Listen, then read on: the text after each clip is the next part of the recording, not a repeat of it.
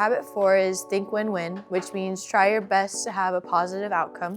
What made me do the Teach Lead internship is that I love working with kids. I grew up with younger siblings. I just wanted to get a bit more experience beforehand. High school students come in and learn to be leaders, and teaching students how they can be leaders and they can be better for their community. Every morning they're here for about an hour doing different types of lessons that support the students and how they can become better for their community and themselves for their future. I wanted more experience working with kids and kind of teaching them. I teach in ASL. Not so much this year, but last year I did everything in ASL, so I was teaching the lessons fully in ASL.